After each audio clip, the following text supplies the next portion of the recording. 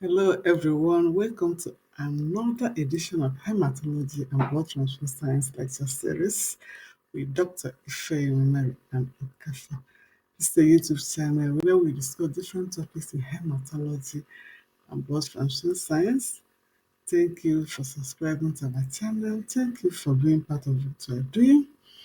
Thank you for sending in your feedback. And if you have not subscribed yet, please hit the button now. This is the time to hit the button. Thank you very much. Today we are continuing with our lecture series on hemostasis, and we will be discussing coagulation disorders. Coagulation disorders. It is expected that at the end of this lecture, you should be able to define coagulation disorders and distinguish hereditary from acquired causes. You should be able to describe the key clinical features that characterize coagulation defects, and you should be able to explain and also interpret key screening and confirmatory laboratory tests that can be used for diagnosis. And of course, you should have a good knowledge of pathophysiology and management of common coagulation disorders, and of course, the principles of treatment for acquired coagulation disorders. Let us have a closer look at what coagulation disorders are. These are defects or dysregulation in secondary hemostasis or coagulation cascade that lead to bleeding or what we call hypocoagulable issues, or to thrombosis, what we call hypercoagulable states. A balance between clotting and bleeding is always maintained in the body under normal physiological circumstances. Under normal circumstances, you have a balance between clotting and bleeding, and is always maintained under normal physiological circumstances. However, any pathological scenario can tilt this balance either towards hemorrhagic or thrombotic complications. Therefore, corollary disorders of hemostasis can be categorized into those that lead to abnormal bleeding or those that lead to abnormal clotting. Coagulation disorders can be broadly divided into hereditary, that is congenital or acquired causes. The mechanisms include deficiency or dysfunction of one or more clotting factors, or the presence of inhibitors, or failure of the factor to be synthesized. We have a full lecture on bleeding disorders. If you have not watched it, you can go to our YouTube channel or click on this link that is showing on this video and you'll be able to watch it. Now we have hereditary and acquired. Under hereditary, we have Willebrand disease, Hemophilia A, which is factor A deficiency, Hemophilia B, which is factor 9 deficiency, Hemophilia C, which is factor 11 deficiency, and you have other factor deficiencies, other specific factor deficiencies, and then this fibrinogenemia. And then we have acquired disorders like vitamin K deficiencies, liver disease. You know that some factors are vitamin K dependent, factors like factor 2, factor 7, factor 9, factor 10 are vitamin K dependent. So any alteration in vitamin K synthesis will definitely affect these factors. And also know that most of the factors are actually synthesized in the liver. So any liver disease, any disease that can affect the liver can also do what affect the production of those clotting factors. We have disseminated intravascular coagulation that can be as a result of infection, sepsis, or even retention of a dead fetus in a pregnant woman, or retention of placenta particles. We have massive transfusion that can give rise to what we call dilutional coagulopathy, drugs like anticoagulants and warfarin, heparin, and then renal failure, uremia, or that can also affect platelet function, and also scurvy, vitamin C deficiencies, and that can also affect vascular fragility. Then we have thrombotic disorders, what we call thrombophilia, and we have under hereditary causes, we have hereditary thrombophilia, antithrombin 3 deficiency, protein C deficiencies, protein S deficiencies, and others as listed on the table. And we have acquired or under acquired thrombotic disorders, we have prolonged immobilization. Those people that normally take long flights, sitting down one place for a very long time without moving their legs or doing exercise can predispose such individuals to thrombosis. And then we have post-surgery recovery trauma, those that are been advised to take a bed rest for a very long time with lying in the same spot without moving around, they can be predisposed to thrombotic disorders. We have malignancies, cancer-associated thrombosis, pregnancy. We have oral contraceptives or hormone therapy. We have antiphospholipid antibody syndrome, nephrotic syndrome, obesity, and metabolic syndromes. All these things can predispose individual to thrombotic disorders. Now, several mechanisms by which coagulation can be impaired are acquired, either because synthesis is reduced or consumption is increased or inhibitors are present. So we have reduced synthesis of clotting factors in cases like liver disease, you know, or liver disease. When you have liver disease, because most of the factors are produced in the liver, of course, their production will also be affected. We have consumption of factors. Consumption of factors, in cases like disseminated intravascular coagulation, where the factors are consumed. And then you have presence of inhibitors or autoantibodies in cases like acquired hemophilia, where an individual produces autoantibody against against its own clotting factors. And this autoantibody mostly affects factor 8.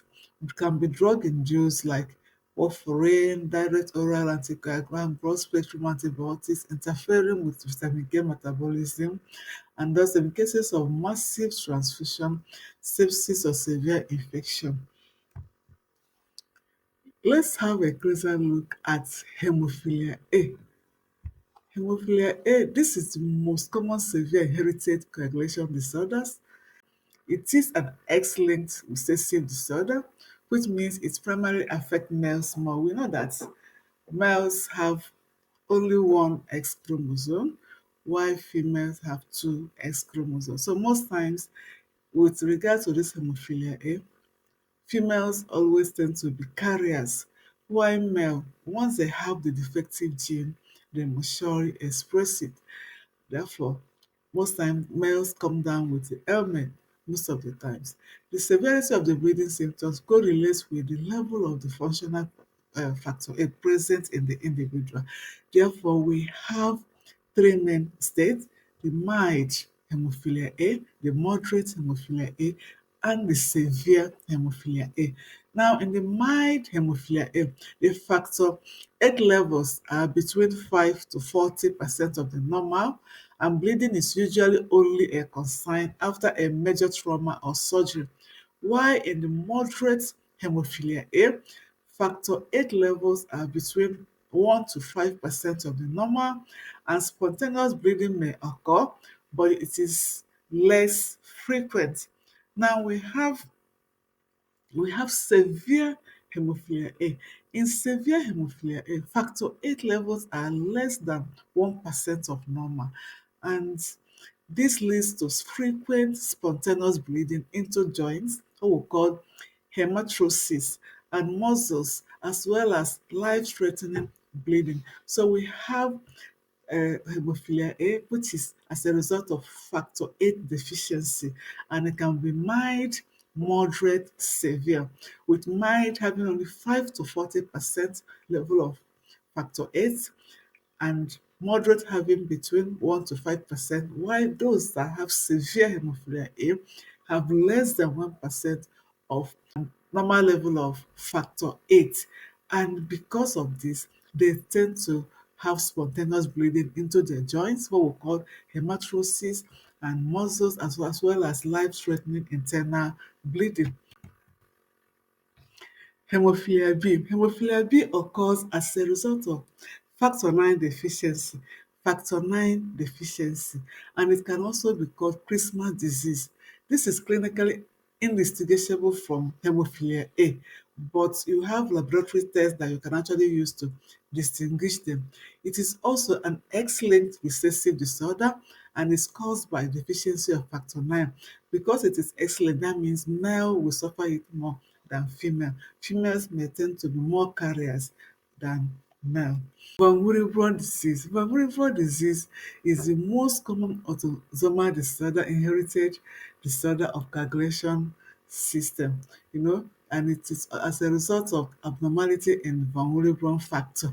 We have talked about von Willebrand factor, that von Willebrand factor has function to perform both in the primary hemostasis and also in the secondary hemostasis. What does it do? In the primary hemostasis, it helps to do what? To adhere platelets to the site of the injury. And in the secondary hemostasis, vulnerable factor is carrier for factor 8. Factor 8.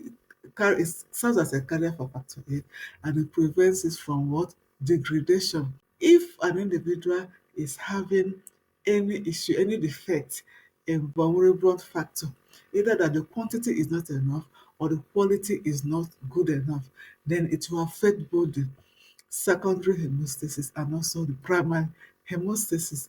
The diagnosis is usually made by prolonged bleeding time in the presence of adequate platelets, and you can have treatment with antifibrinolytic agents, and tranexamic acid may be used for minor bleeding. And also we have desmopressin that can also be used in the course of the treatment. Fibrinogen deficiency.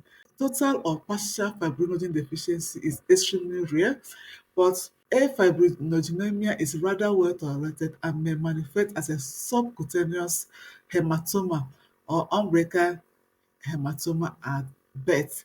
The clinical findings are variable in childhood and adults. DIC is the most common thing that can actually consume fibrinogen and can cause consumptive coagulopathy, and they may be observed secondary to numerous diseases like infection, can be as a result of sepsis or retention of birth material in the mother, like placenta materials. Then we have rare factor deficiencies. Rare factor deficiencies like deficiencies in other clotting factors like factor 1, fibrinogen, factor 2, prothrombin, factor 5, factor 7, factor 10, factor 11, and factor 13 are much less common but can also cause significant bleeding symptoms. Now we have liver disease. Liver disease, like we said earlier, liver is the site of the production of most of the coagulation or clotting factors. Now, the liver is primarily the site of the synthesis of most coagulation factors like factor 1, factor 2, factor 5, factor 7, factor 9, factor 10, factor 11, 12, and 13. Therefore, severe liver disease such as cirrhosis or acute liver failure can lead to a global reduction in the clotting factors, resulting in complex coagulopathy. We have vitamin K deficiency, and we said earlier that some clotting factors are vitamin K dependent. Vitamin K is a fat-soluble vitamin essential for post-translational carboxylation of factors like factor 2, factor 7, factor 9, and factor 10, as well as anticoagulant protein C and protein S. Therefore, deficiency can result from poor dietary intake, malabsorption. Deficiency of this vitamin K can affect these clotting factors that are dependent on it. Acquired hemophilia. We said earlier that we also have cases of a type of hemophilia that is acquired, not genetic, like hemophilia A or hemophilia B. This one is acquired. What it means is that an individual develops autoantibodies against its own clotting factors. It is a rare but serious autoimmune disorder where the body produces antibodies, that is inhibitors, against its own clotting factors, most commonly factor 8. This can cause severe life-threatening bleeding. It can be idiopathic or associated with other conditions such as autoimmune diseases, malignancy, and pregnancy. Disseminated intravascular coagulation, that is DIC. Disseminated intravascular coagulation is a condition in which the body develop massive blood clots throughout the bloodstream, blocking small blood vessels. Increased clotting depletes the platelet and clotting factors needed to control bleeding, causing excessive bleeding. Disseminated intravascular coagulation begins with excessive clotting.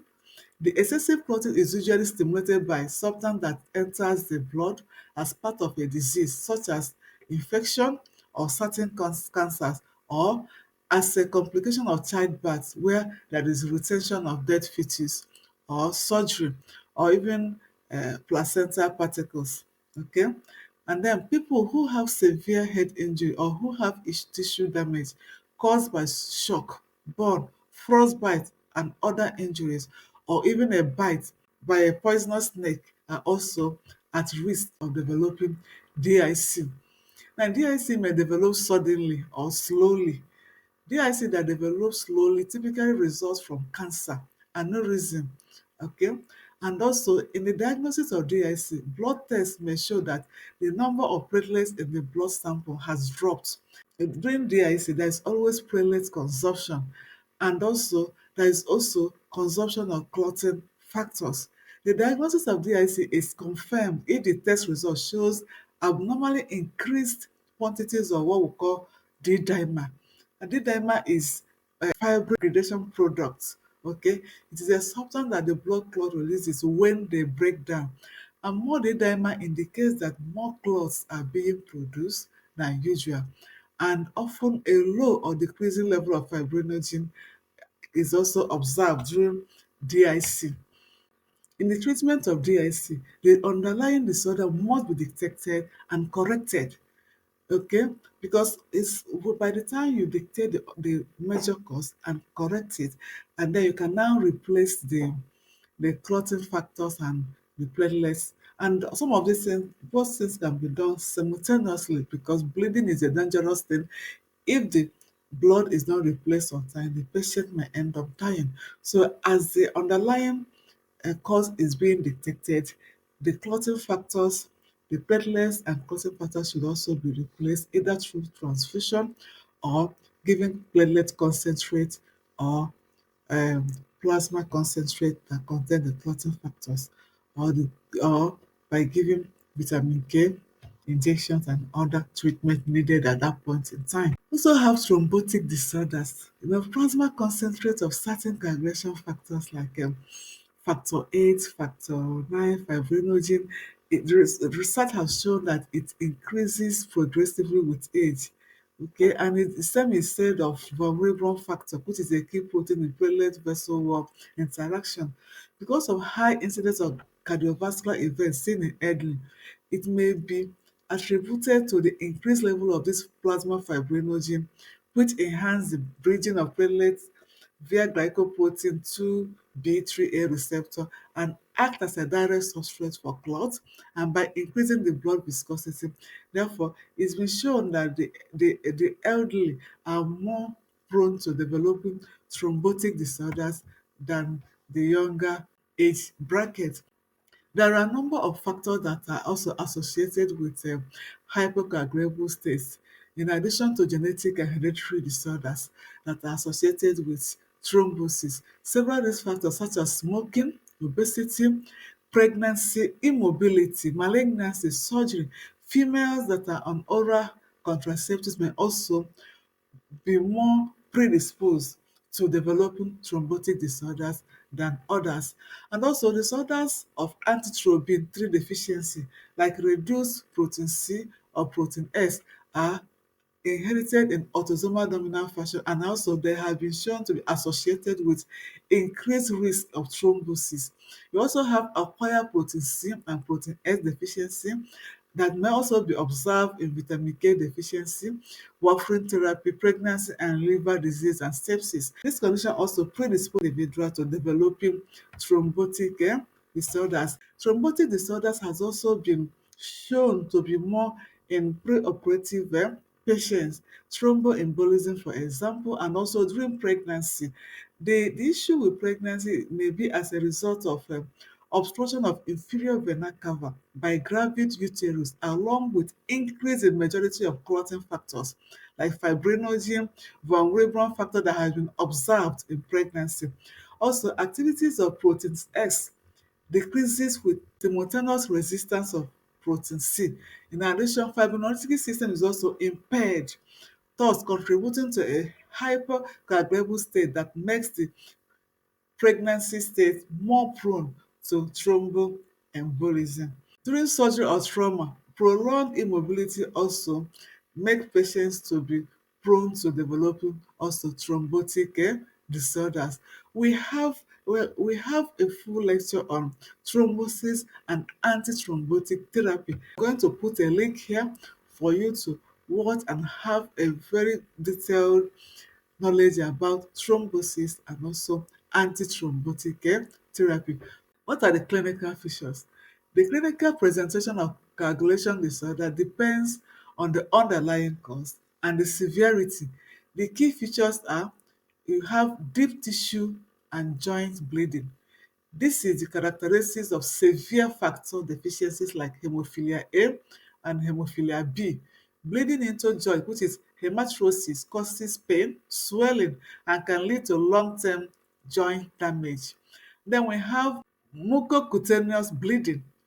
This is more common in platelet disorders and von Willebrand disease. It includes easy bruising, ecchymosis, small pinpoint hemorrhage, that is petechium, nose bleeding, epistaxis, and heavy menstrual bleeding, menorrhagia.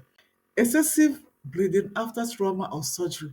A common feature of most coagulation disorders, often leading to a diagnosis after a minor procedure like tooth extraction. Delayed bleeding. In some cases, bleeding may not be immediate and can occur several hours after injury. Laboratory diagnosis. The laboratory evaluation of a suspected coagulation disorder begins with a series of screening tests, followed by more specific tests to pinpoint the exact defect. The screening tests include doing prothrombin time test and international normalized ratio. This test measures the extrinsic and common pathway of coagulation Cascade, and a prolonged PT and international normalized ratio suggests a deficiency in factor 7, factor 10, factor 5, factor 2, or factor 1. Another test we can do is activated partial thromboplastin time, which measures the intrinsic and common pathway. A prolonged APTT points to a deficiency in factors 12, factors 11, factor 9, factor 8, factor 10, factor 5, factor 2, and factor 1. And then we have thrombin time test. Thrombin time test assesses the final step of coagulation cascade, the conversion of fibrinogen to fibrin. Specific assets like mixing studies, correction studies. If the PT and activated partial thromboplastin time test or any of them, you do any of them and it's prolonged, then you can proceed to do mixing study. And mixing study is about correcting the suspected deficiency with a normal plasma and then going ahead to assay if it is corrected. So what do? Patient plasma is mixed with the normal plasma, that is normal pooled plasma. If the prolonged time corrects, it indicates a factor deficiency. If it does not correct, it suggests the presence of an inhibitor, example acquired hemophilia or lupus anticoagulant. I took time to explain this mixing study test in my lecture on secondary hemostasis. So if you want to know more about the mixing study test, then you watch that lecture on secondary hemostasis. Then you can, when you must have done the mixing studies and you find out that after doing the mixing study, there is a correction, you suspect factor deficiency. So what do? You go next to do the specific factor assay. Then you do a quantitative assay is performed to measure the activity of individual clotting factors, example factor 8 or factor 9 to confirm the diagnosis. Then another test you can do is if you suspect platelet function problem, you can also do von Willebrand factor. Von Willebrand factor panel to diagnose von Willebrand disease. It can be a panel of tests that is needed, including assaying for von Willebrand factor antigen or von Willebrand factor activity. You can also do tests for inhibitors or for autoantibodies. Remember, when you do the mixing studies, if it is corrected, you suspect factor deficiency. But after the mixing studies, it is not corrected. What do? You suspect inhibitors. Okay, so there's specific test you can do to test for inhibitors. Factor 8 inhibitor is like an acquired hemophilia. In acquired hemophilia, you do basal lupus anticoagulant panel and other specific inhibitors. You can also do liver function tests because many factors are synthesized in the liver, and also check synthetic function, example albumin, bilirubin and others. Then we have vitamin K status, clinical history. You can measurement of factors, factor 2, factor 5, factor 7, factor 9, factor 10. This factor, that is factor 2, factor 7, factor 9 and factor 10, that are dependent on vitamin K. And then you can also do test for DIC. Elevated D dimer is a diagnostic test for DIC. And they put is D dimer is a fibrin degradation product, then in low fibrinogen, and then a prolonged PT and APTT, thrombocytopenia, cystocytes, or smear. All this points out to giving you a diagnosis of disseminated intravascular coagulation. Thank you very much. These are my references. I hope you have learned something today. Thank you very much. Keep a date with us. Remember, I said next time we will be discussing thrombosis and antithrombotic therapy. Keep a date with us. Thank you and thank you and thank you.